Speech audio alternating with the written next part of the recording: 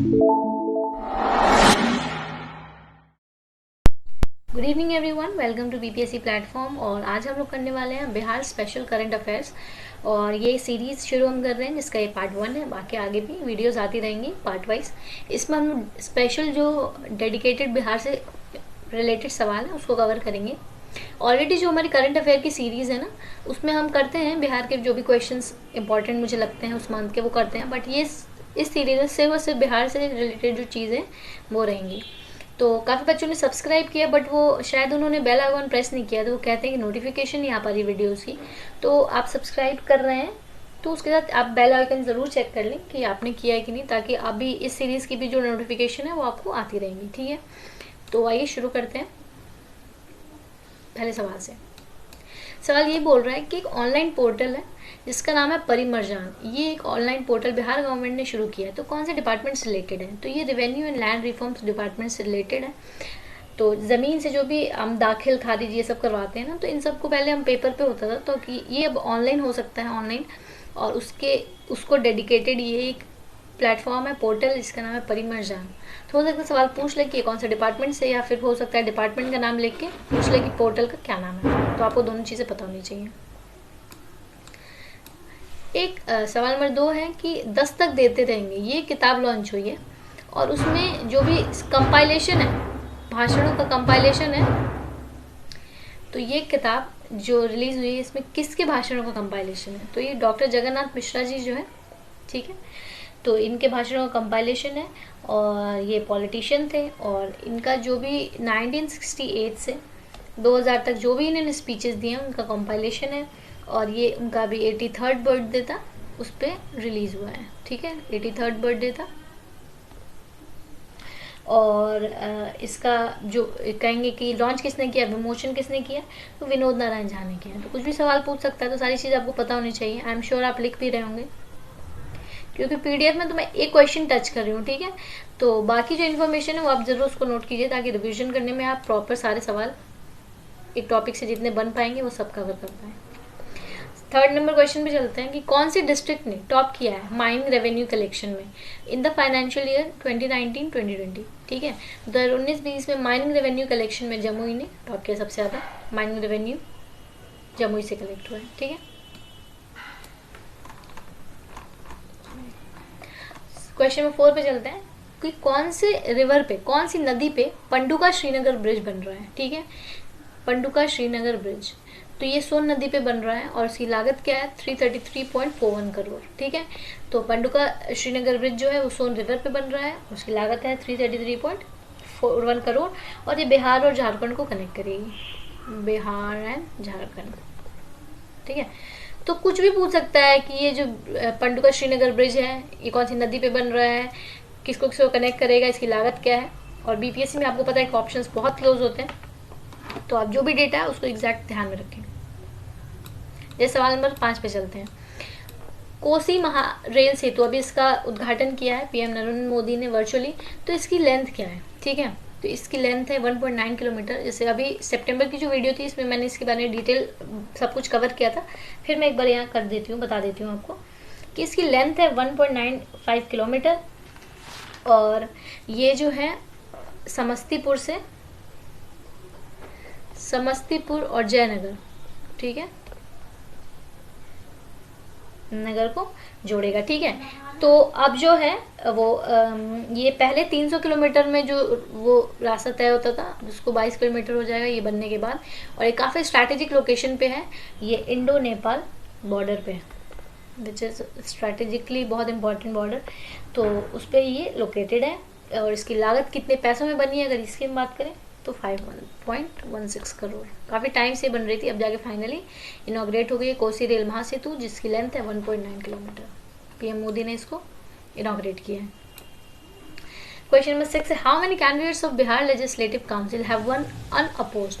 तो total 9 candidates थे और ये अनअपोज्ड इनकी जीत हुई है बिहार लेजिस्लेटिव काउंसिल में।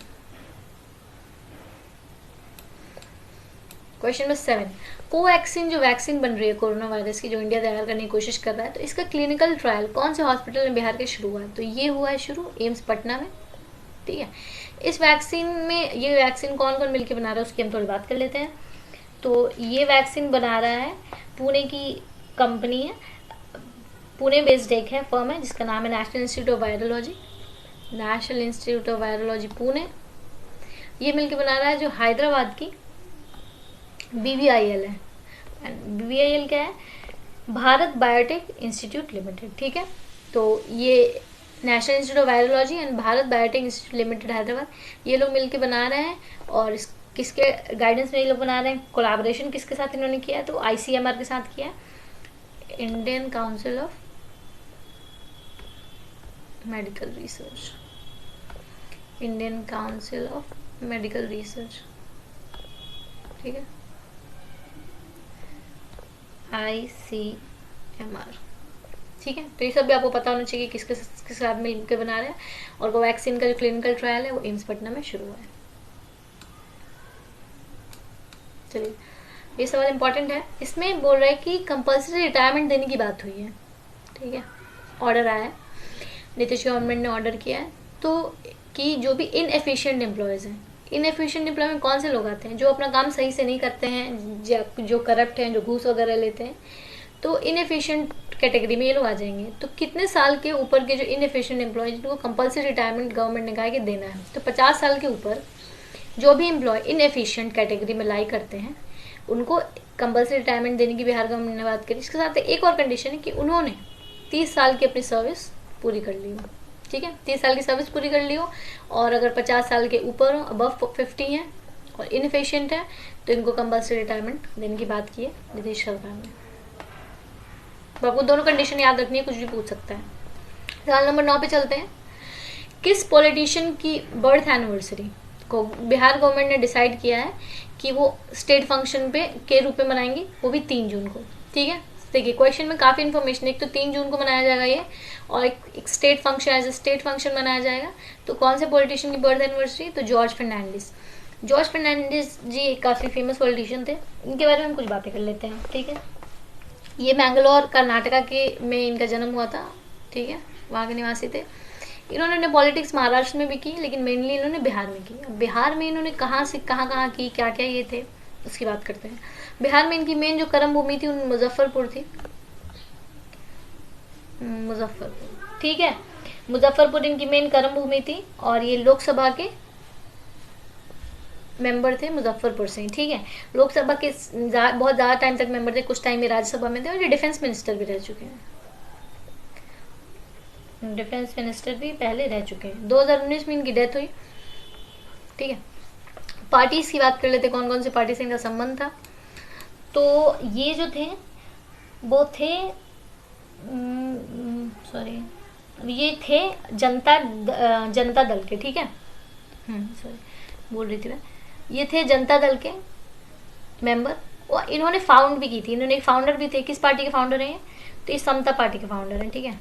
नीतीश कुमार जी जो थे इनके फॉलोअर हैं, एडोरेंट फॉलोअर थे। और इनकी जब मृत्यु हुई 2019 में, उसके बाद से इनका एक स्टैचू, काफ़ी बड़ा स्टैचू लगाया गया, कहाँ? मुजफ्फरपुर में। तो स्टैचू भी इनका है मुजफ्फरपुर में। तो पूछ सकता है, कुछ भी पूछ सकता है, स्टैचू इनका कहाँ, मुजफ्फरपुर में कहाँ है, या फिर ये क्या थे, कहाँ के मिनिस्टर थे, कहाँ से लड़ते थे, कहाँ के रहने वाले थे, ठीक है, सारी चीज़ें हैं। और या फिर पूछ सकता है बर्थ एनिवर्सरी, जो हमने पहले कवर किया कि 3 जून को किसी बर्थ एनिवर्सरी मनाई जाएगी एज अ स्टेट फंक्शन। तो his name is George Fernandes. सारी चीज़ें आप बिल्कुल अपने कॉपी में नोट करते चलें। सवाल नंबर 10 पे चलते हैं। बिहार गवर्नमेंट का कौन सा कैंपेन है जिसको वर्ल्ड रिकॉर्ड स्टेटस दिया है लिम्का बुक ऑफ रिकॉर्ड में? तो आपको पता है कि बिहार में तो हमेशा ह्यूमन चेन बनती है, कभी किसी टॉपिक को लेके, कभी किसी टॉपिक को लेके। 2017 में बनी, 18 में बनी, अभी रिसेंट 19 में भी बनी थी। तो जल जीवन हरियाली मिशन की वजह से अभी इनको स्टेटस मिला है लिम्का बुक ऑफ रिकॉर्ड में। जल जीवन हरियाली मिशन नाम ध्यान में रखें आप। सवाल 11 पे चलते हैं। गरीब कल्याण रोजगार योजना के बारे में आपने ज़रूर सुना होगा, मैंने आपको बताया भी है। तो इसमें बिहार के कितने डिस्ट्रिक्ट को इंक्लूड किया गया? तो इसमें बिहार के 32 डिस्ट्रिक्ट को इंक्लूड किया है। इसके एक बार फिर भी बता दे रही हूँ मैं, इस योजना में ये पीएम मोदी ने ये योजना लॉन्च करी है। इसमें जो भी कोविड के दौरान आपको पता है कि करीब बिहार में 20 से 25 लाख, ठीक है, माइग्रेंट वर्कर दूसरे स्टेट से आए थे, है ना, दूसरी जगहों से आए थे। तो ये एक योजना है ताकि जो भी ये जो वर्कर्स हैं इनको रोजगार प्रदान किया जा सके और इसका बजट है 50,000 करोड़। तो बिहार के टोटल 32 डिस्ट्रिक्ट से इनको लोगों को लिया गया और सबसे ज़्यादा एस्टिमेशन है कि सबसे ज़्यादा माइग्रेंट वर्कर बिहार में ही आए थे। तो टोटल 32 डिस्ट्रिक्ट इसमें इंक्लूडेड है। सवाल नंबर 12 पे चलते हैं। कौन सी यूनिवर्सिटी है बिहार की जिसको फर्स्ट रैंक दिया गया है एजुकेशन में इन वर्ल्ड इंडिया रैंकिंग? ठीक है, तो central university of south Bihar जो गया की है तो ये टॉप पे रही है, central university of south Bihar. 13, Britannia ने अभी अनाउंस किया है कि 700 करोड़ की लागत से वो 2 साल में 3 स्टेट्स में नई अपनी फैक्ट्रियां लगाएगा, ठीक है, प्लांट्स लगाएगा। तो बिहार में कौन से 3 स्टेट्स हैं, पहले एक बार ये बात कर लेते हैं। तो एक है बिहार, ठीक है, फिर है यूपी और एक है तमिलनाडु। तो बिहार में ये कहाँ लग रहा है सेटअप? तो बिहार में पटना में लग रहा है। पटना में एक इंडस्ट्रियल एरिया है, बेहटा कहते हैं, बेहटा, तो वहाँ पे ये लग रहा है। नाम ध्यान में रखिए, पटना भी दे सकता है ऑप्शन में, बेहटा भी एग्जैक्ट भी पूछ सकता है कहाँ पे लगने वाली है, तो बेहटा। Question number 14. Which physician from Bihar was honored with Dexter SLY MD Resident Award 2020? His name is Dr. Nikhil Agarwal. His name is Dr. Nikhil Agarwal. Question number 15. Patna Zoo has world's second most population in which animals count? Patna जू में world में सबसे ज़्यादा कौन से animal का count है population wise? तो बात करेंगे राइनोसोरस, पटना में सबसे ज़्यादा है। इसके अलावा राइनोसोरस पटना जू में के पहले सैन डिएगो का जो जू है, सैन डिएगो यूएसए में, उसमें है। उसके बाद पटना में टोटल 13 राइनोसोरस हो चुके हैं, ठीक है। आप मुझे कमेंट सेक्शन में लिख के बताइए पटना जू का नाम और किस नाम से इसको बोलते हैं, ठीक है। कमेंट सेक्शन में आप लिख के बताइए। पटना काफ़ी फेमस जगह है, जो भी पटना गया होगा वो यहाँ श्योरली गया होगा। खैर मैं तो गई नहीं हूँ, बट आप मुझे ज़रूर लिख के बताइए। क्वेश्चन नंबर 16 पे चलते हैं। Who has been appointed as the brand ambassador of Bihar Khadi? Bihar Khadi के ब्रांड एम्बेसडर किसको बनाया गया? तो पंकज त्रिपाठी जी को बनाया गया। ये एक अभिनेता है और ये पंकज त्रिपाठी जी का ताल्लुक किस गोपालगंज से है, ठीक है, गोपालगंज सिटी से है बिहार में। और बिहार की नहीं अगर बात करें, इंडिया का पहला खादी मॉल, ठीक है, तो वो भी पटना में इनॉग्रेट हुआ था। इंडियाज लिख दे रही हूँ, इंडियाज फर्स्ट खादी मॉल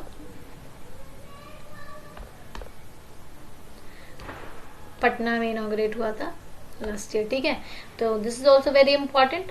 और आपको बिहार का जो ब्रांड एम्बेसडर कौन है बिहार खादी का? तो is Pankaj Tripathi, which is an actor and he belongs from Gopalganj. Question number 17। Khadi village industries commission, जिसको KYIC बोलते हैं हम लोग शॉर्ट में, उन्होंने प्लान किया है कि प्रिपेयर करेंगे वो लोग टेराकोटा या फिर अर्दन कुकर भी कहते हैं इसको, कौन से बिहार के डिस्ट्रिक्ट में? तो वो रोहतास में करने वाले हैं। ये क्या है? टेराकोटा एक आर्ट भी है जिसको GI टैग मिला, आप उससे कंफ्यूज मत होइए। अर्दन कुकर है, ये एक मिट्टी का ही एक कुकर है, कुकर बनाया जाए, जैसे कि हम लोग के यहाँ भी स्टील का हम लोग कुकर यूज़ करते हैं, स्टील या लोहे का, तो ये मिट्टी के उसमें है, ठीक है, उससे बनाया जा रहा है ताकि हम देसी चीज़ें प्रमोट कर सकें और इसमें आपको फ़ायदे भी इससे बहुत सारे हैं जब इसमें खाना पकेगा। तो ये रोहतास में इसका सेटअप कर रहे हैं और ऑलरेडी इन्होंने काफ़ी लोगों को ऐसे शुरू भी किया दूसरे डिस्ट्रिक्ट में बिहार के, जिसके से काफ़ी लोगों को रोज़गार भी मिला है। तो बहुत अच्छा इनिशिएटिव है। सवाल नंबर 18 पे चलते हैं। 2011 सेंसस के अकॉर्डिंग सेक्स रेशियो बिहार का क्या है? ठीक है, तो बिहार का सेक्स रेशियो है 918। आप एग्जैक्ट नंबर ज़रूर ध्यान रखिए, 918, क्योंकि ऑप्शन जो होता है ना वो देते हैं 916, 15, 17। बिहार BPSC जो है बहुत क्लोज ऑप्शन देता है। अगर फिगर की बात करें तो आप कुछ भी परसेंटेज पढ़ रहे हैं तो पॉइंट भी याद रखिए, क्योंकि BPSC का कोई भरोसा नहीं है, कुछ भी पूछता है। लास्ट ईयर भी आपने पेपर देखा होगा, बहुत क्लोज ऑप्शन थे, ठीक है। 918। एक बार हम बात कर लेते हैं सेक्स रेशियो होता क्या है, काफ़ी लोगों को समझ नहीं आता है। सेक्स रेशियो मतलब होता है कि 1000 अगर मेल है ना, ठीक है, बिहार में, तो 918 फीमेल है। मेल 1000 है, फीमेल 918 है। यही नंबर अगर हम लोग बढ़ाते हैं, 1000 में इतनी है, तो अगर मानिए हम बात करते हैं 10 लाख में कितनी होंगी, ठीक है,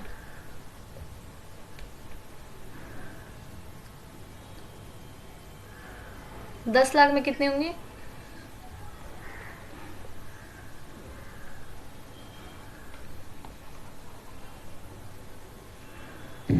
ठीक है, तो अगर 10 लाख मेल है तो वहाँ पे 9,18,000 फीमेल होंगे, ठीक है।